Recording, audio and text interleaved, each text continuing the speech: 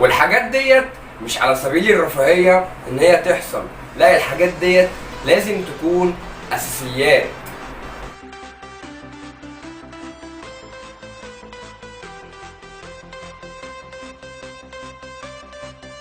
السلام عليكم ورحمة الله وبركاته. ازيكم يا جماعة، عاملين ايه؟ معكم محمد سعد وفيديو جديد.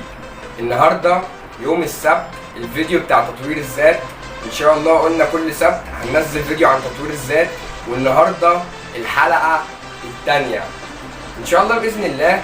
النهاردة قررت ان انا اكلمكم في حاجات انتوا ممكن تكون انتوا عارفين بعضها، بس الفكرة ان انتوا عارفينها بس مش عارفين تعملوها ازاي، او مش عارفين تبدأوا ازاي، او حاسين الموضوع كده كمتاهة.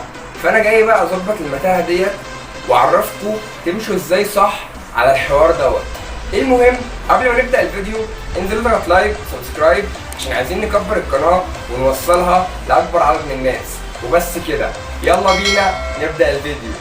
أول حاجة، زود يومك بعادات إيجابية. أساسيات كده، أساسيات. هنحط القراءة هتبقى عادة أساسية في يومنا.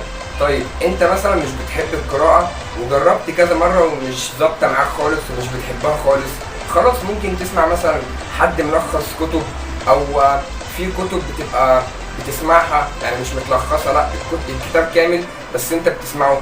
بس الافضل طبعا، الافضل ان انت تقرا. تمام، حلو جدا. طيب لو انت بقى ما جربتش اصلا الحوار او لسه مش عارف تعمل ايه او تبدا ازاي، انا هقول لك. بص، شوف انت الاول عايز تقرا عن ايه، هتعرف الحوار دوت ازاي.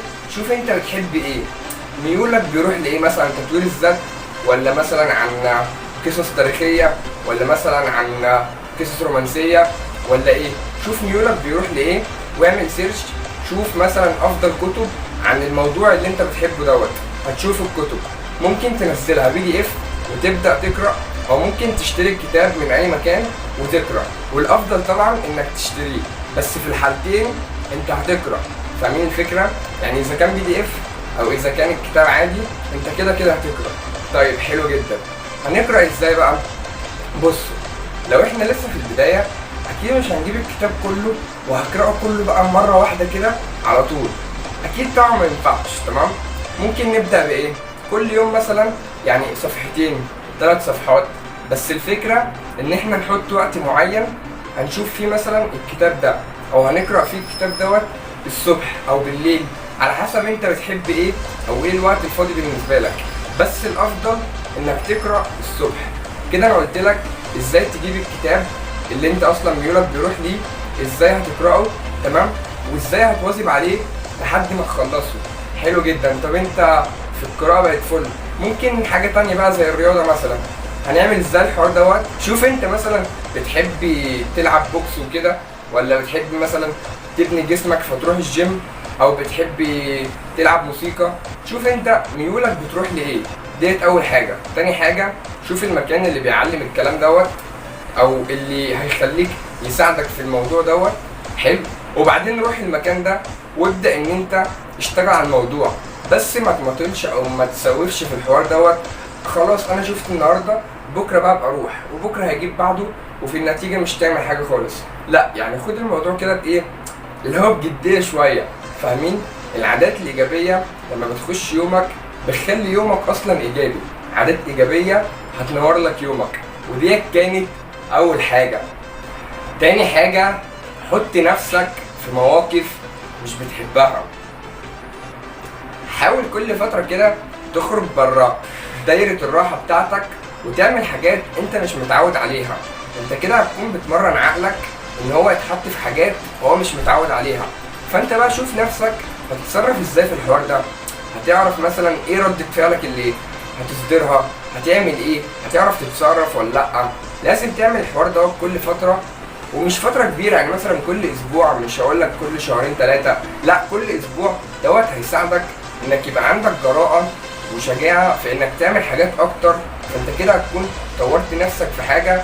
هتلاقي ممكن يوصل بيكم في مرحلة اللي هو انت تعرف تعمل اي حاجة في اي وقت عادي بالنسبة لك، مش اللي هو بقى هتخاف من كذا او هتكون متردد من كذا او من ردة فعل كذا، لان انت اوريدي عملتها اكتر من مرة.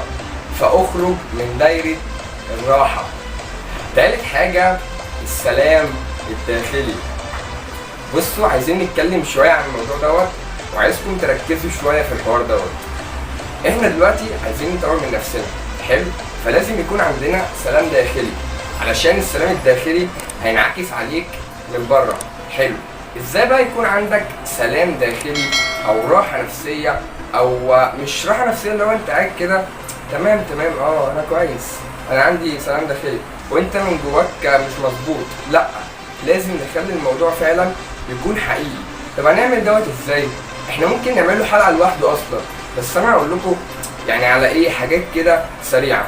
مبدئيا كده يعني لازم الموضوع دوت سلام داخلي، علاقتك بربنا تتظبط جدا. مش هقول لك تظبطها ازاي، كل واحد عارف يظبط علاقته بربنا ازاي. طيب تمام، حلو جدا.